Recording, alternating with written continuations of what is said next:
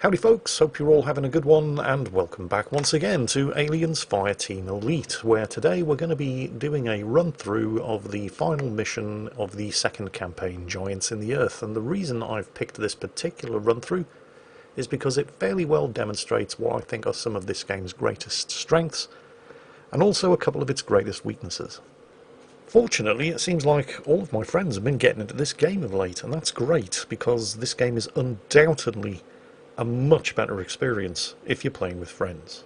If you do not have friends that you can reliably and consistently organise a team with in order to play the game through, then I really would struggle to recommend Aliens Fireteam Elite, because the replayability and the longevity is highly dependent on having friends that you can play with.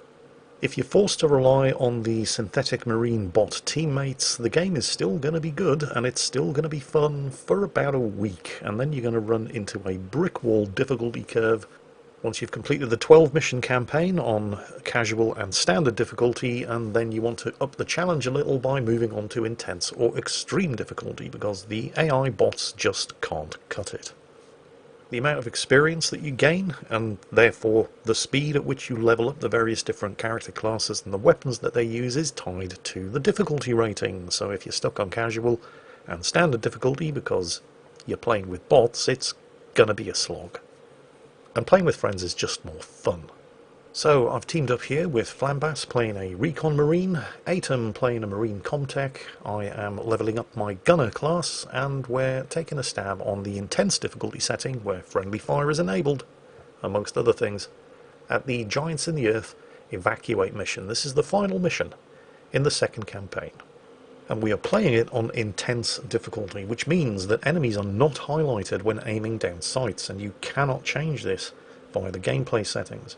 Guns deal light damage to teammates, friendly fire is on, enemy melee grapples are more difficult to escape, alien acid is deadlier, enemies deal more damage and have more health, there's less time to revive a downed teammate, and each player can only be revived 3 times, maximum ammunition is reduced, synthetic teammates are not recommended. So bearing all of that in mind, let's crack on. Shotgun. It's fine.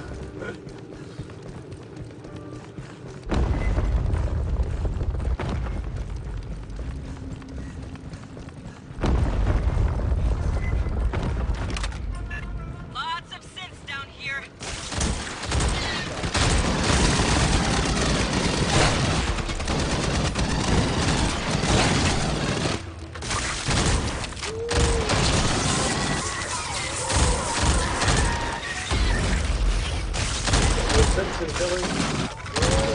Right at the back, if you can get him with a sniper rifle, that would be...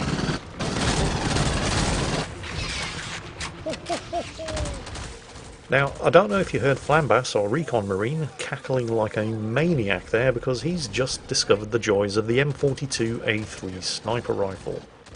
This is a weapon that can be used by any character class that's capable of equipping a rifle, so theoretically as a gunner I could be using the same weapon, but it is best used by a Recon Marine because of the passive perk that they enjoy, which grants them up to 30% bonus accuracy and weapon handling when scoring headshots.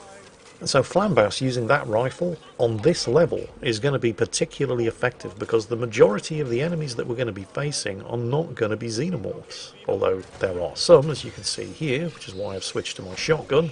But the vast majority of enemies that you're going to face on this particular mission are not xenomorphs. They're going to be Weyland-Yutani Corporation security synthetics armed with sniper rifles, flamethrowers, rocket launchers and pulse rifles, and they do love to hunker down behind cover, making the shotgun particularly ineffective. Now you may be sitting there thinking, well, the shotgun seems to be working just fine on the few xenomorphs that do appear in this mission, and when you end up having to shoot at synthetics at long range, you are hunkered down behind cover, then just switch to the pulse rifle. And yeah, that's absolutely a valid choice, which will probably see you through very well on casual and standard difficulty. But it's only really solving half of the problem, and that's because of the perk system for each class, which encourages you to specialise. For the Marine Gunner, for example, you can choose to specialise in rifles or close quarters weapons like the shotgun, which is the way I have chosen to level up my Marine Gunner. which makes him particularly effective at dealing with xenomorphs that just rush you in swarms, and particularly ineffective when using the shotgun at dealing with enemies that do not rush you in swarms and instead take advantage of cover and shoot at you at long range, like Weyland-Yutani synthetic security teams, which feature prominently in this mission. So now you're probably thinking, well, just change your perks before this mission and go with a more rifle-focused build. And yes, you can do that. One perk at a time, trying to fit them all for maximum bang for buck into a limited-sized perk grid.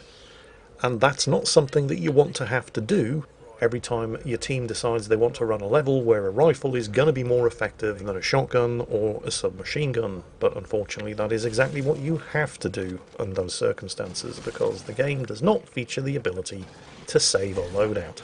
Instead, every time you decide you want to change your build to tailor it to whichever mission you're doing on whichever difficulty level you're doing, you have to do it manually, one perk at a time, which takes way too long. The game does not feature the ability to save a simple loadout for future use, which would vastly streamline and simplify the process of tailoring your character to the threat that you're going to face, particularly on higher difficulty settings when you absolutely need to specialise. The game desperately needs to include some kind of way of saving and quickly swapping between specialised loadouts, something that it just doesn't have, and which I sincerely hope is going to be coming in a future patch. Hold on. Ah, fucking missed it. He doesn't take headshots very well either. Oh. Gens take the lead. I have to, like, actively think about it. A lot of EM traffic in the next room. Big synth force.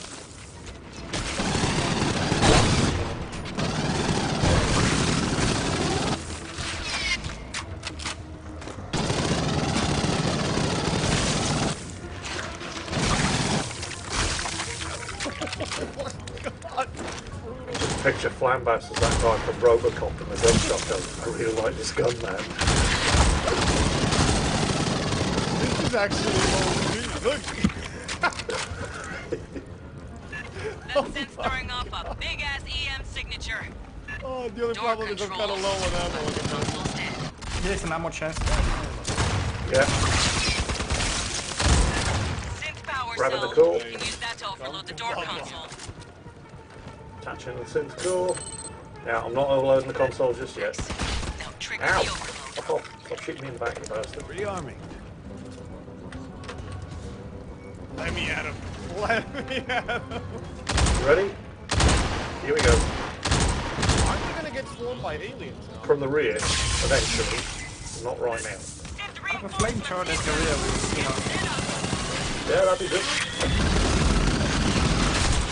As you can see, even playing on intense difficulty, I'm still perfectly capable of killing synthetics with a pulse rifle, eventually. But it's less accurate, it's less stable, it takes longer to reload than if I'd gone with a rifle-specific build that I could just set up once, save, and then swap in and out as the situation demanded. But you can't do that in Fireteam Elite, at least not yet. Oh shit, we need you up front, we need you up front. Oh, with the rocket launcher.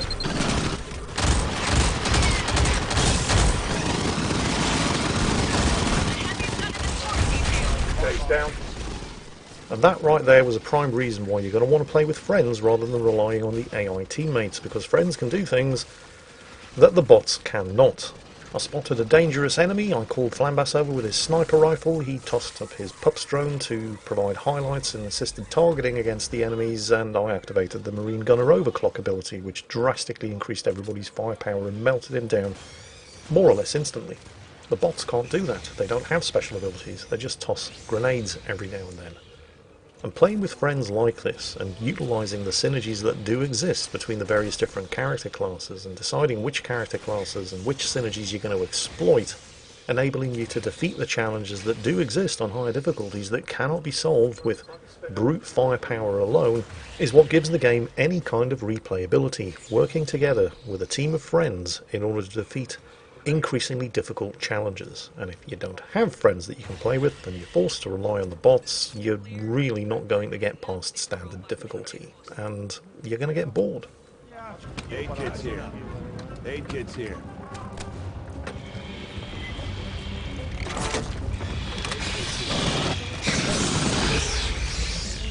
Yeah, we need to move because we're just going to keep coming from behind us.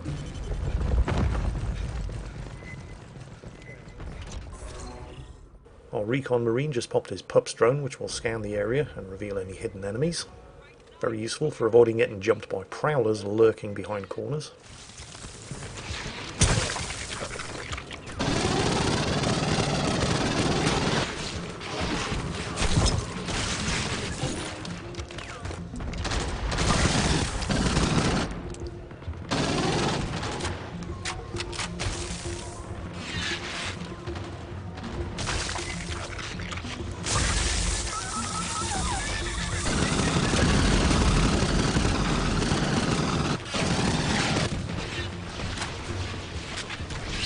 Xenos up that side as well.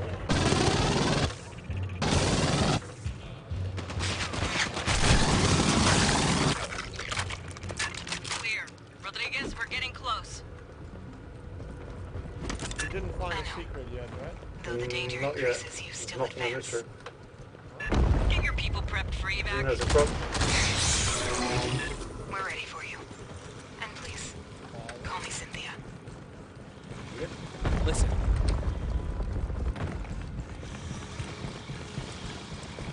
Not just a prowler. Atom, our marine contact, has just tossed a static grid which is going to slow any enemies and then deployed his turret, which he has chosen to specialise as a flame turret rather than a standard sentry gun turret. Again, something that is awesome for dealing with xenomorphs, but not so good when dealing with synthetics. Get those bastards tonight. Oh my god, it must be those suicides. I thought I was out of their range. Dude, they take like 1000 HP when they blow up. Behind us, Oh, behind us, they're behind brutal, us. yeah.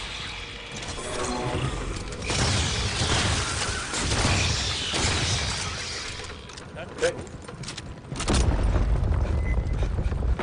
The Mines. Oh god, I hate this. Something that I probably don't talk about enough when discussing this game, and something that is absolutely worthy of attention, is the way that they have 100% absolutely nailed the alien aesthetics. Look at the way the death animations on the various different aliens are different. Sometimes they just drop like a rotten sack of potatoes, other times they skid to a halt and then thrash around, and you get that high-pitched trumpeting scream that they do. Sometimes, depending on the weapon that you have equipped, when you hit them you'll stumble them without killing them outright, and you watch them sort of skitter around scrabbling for purchase before they get back to their feet and launch themselves at you again. And the sound, not just the way the aliens sound, but the pulse rifle in particular, is absolutely spot on. The music, on the other hand, and this isn't really a fair criticism of whoever it was who did the music for the game, because it is pretty good, but it just seems like a bit of a missed opportunity that they weren't also able to license James Horner's legendary Aliens soundtrack, although I suppose as a small studio they've done the best that they could with the limited budget that was available to them. I mean, don't get me wrong, the music isn't bad.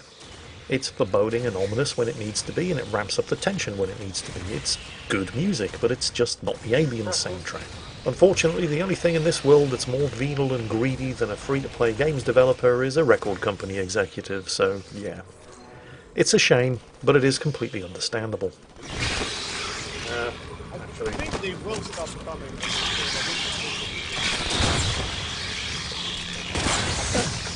That's the last. Get to Rodriguez Yeah, that's before the more last show. one. Well, there's still two at the back that we need to kill, but other than that, that's the last of them. Some on the left side.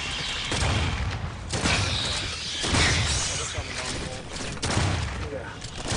These little fuckers will keep coming at the edge of this room. Oh, did anybody check the right side of the room? No. No. And I ain't going back. Sergeant Herrera, please listen. You need to withdraw your team. Well, The we only need to get out of that survivors room. of Paula Station are synthetic. We're not gonna leave you in their hands, Rodriguez. You're not My understanding SMG me. super low. I repeat, the Ammo. only ones Yeah. here Ammo are chest. synthetics. I heard a prowler, I heard a prowler.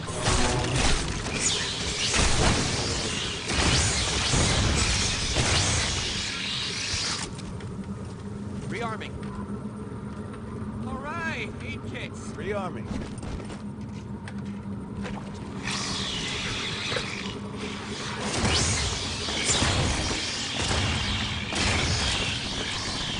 left.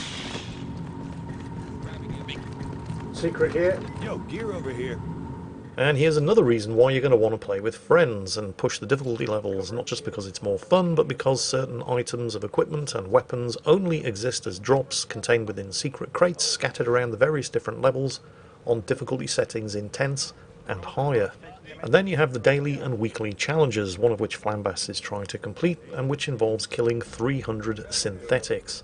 Which is the reason why we picked this mission, because it's absolutely crawling with them.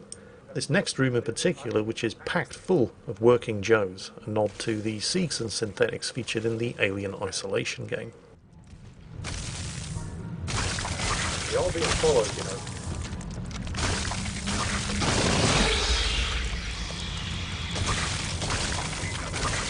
Oh, I've got them here.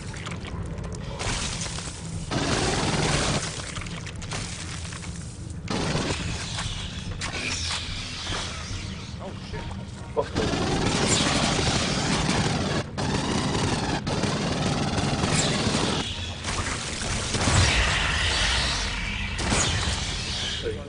Okay, we're clear to the rear.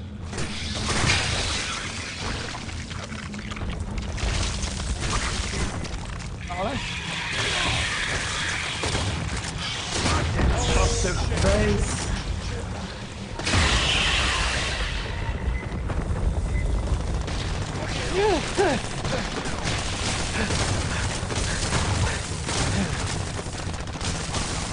Okay, hold on. Check your counter. How many have you got? 127 out of 300. Okay, I will kill exactly one. We're conducting an experiment here to figure out whether or not anybody on the team can kill a synthetic, and it will count towards Flambass's total. Yep, there's more upstairs. Just a couple. On the left and the right. Okay. Yeah, it's still 127. Okay, so you actually need me to want to kill them. There's another one on the left side of the room.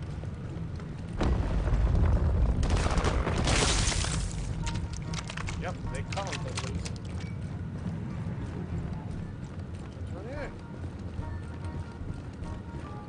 I need you to speak plain, I Rodriguez. think I killed most synths in this round, and told I'm you. gonna need to play this Call me like Cynthia. 2 more times. SNTH1. Wayland Yutani Model 9500. Yeah, but I remember was- we still got... I Look. am Oh yeah, Yeah. the central computer of Paula but I'm Station. not gonna kill like 170. You gotta be fucking kidding me. Esther, where's Rodriguez? Cynthia, whoever. She's artificial intelligence. Rodriguez, Cynthia, is on those servers. No one on Paula knew that? Honecker didn't know that? Anyone see that Esther, sniper? we need a way to shut Cynthia down. There he is! There he is! Get eyes on this. See him? Yeah, I'm on it. Fireteam 1% power cores. Same as the console before. Lock them in to overload the system.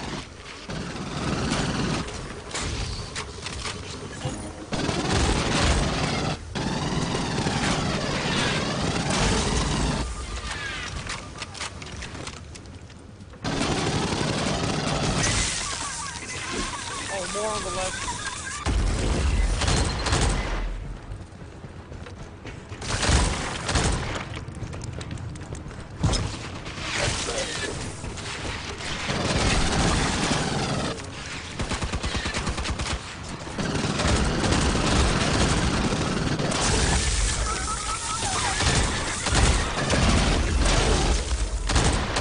I'm down. Core on the left. Where are you? All the way to the gate. I'll get him, stay here.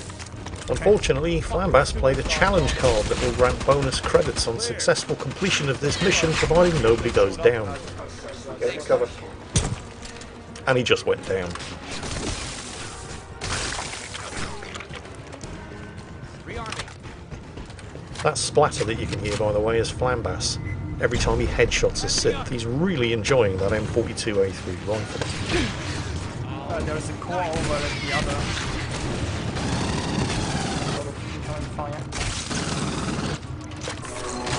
Yeah.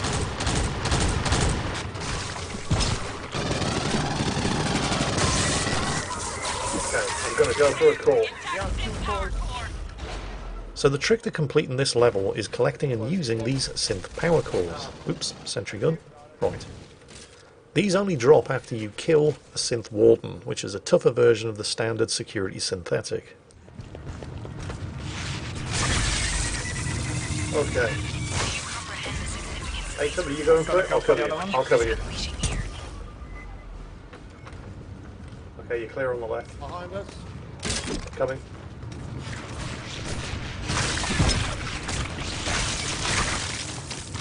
Oh, that was an unneeded grenade.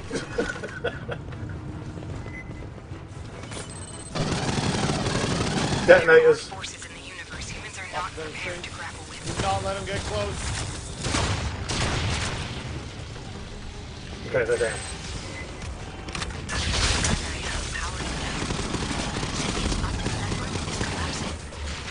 I asked you to leave. I did everything to discourage your advance. You wouldn't stop. What am I hitting?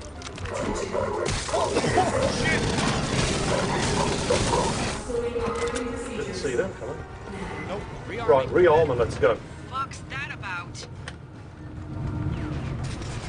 So we've collected and inserted 2 cores on this side, and now we need to do the same thing on the other platform. And doing that will basically shut down all of the synths. Just standing there shooting at synths as increasingly tougher and more numerous waves spawn is a fast ticket to nowhere. You will get overwhelmed, even on casual difficulty. It's not about killing the synths, it's about collecting the cores and inserting them in the computer terminal and triggering a shutdown. Big bad guy at the back.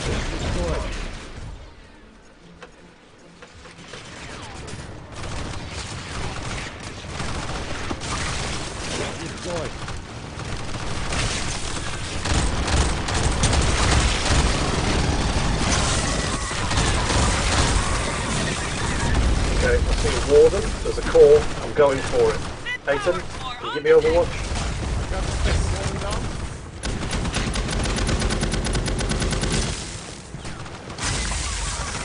Another core there.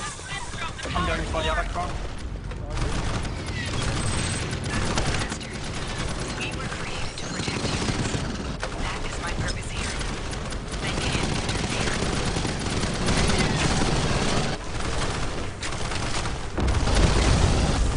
One heavy down, there's another heavy. One store, that makes it 50 shotgun. Oh, there's 2.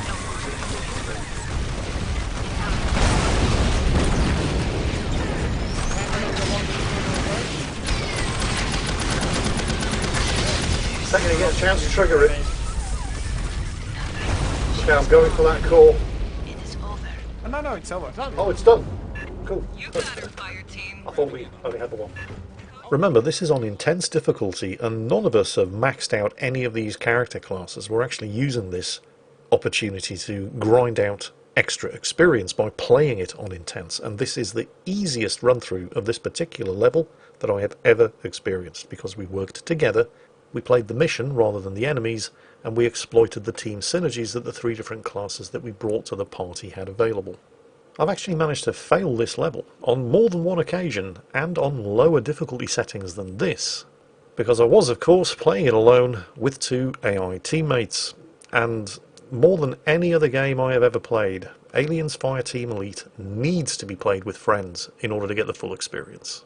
And if you don't have a small and reliable and consistent group of friends that you can play this game with, you'll probably still enjoy it for a week or so, but then you're definitely going to get bored and frustrated, and unfortunately that is just the nature of the game. So I have no hesitation whatsoever in recommending this game to not just alien nerds, but anybody who enjoys a good cooperative shooter, providing you actually have friends that you can cooperate with. If that is not the case, yeah, it pains me to say this because I love this game, but if that is not the case, then you should probably give Aliens Fireteam Elite a miss. Anyway, I hope you've enjoyed today's video, and as always, take care, stay safe, and I'll catch you next time.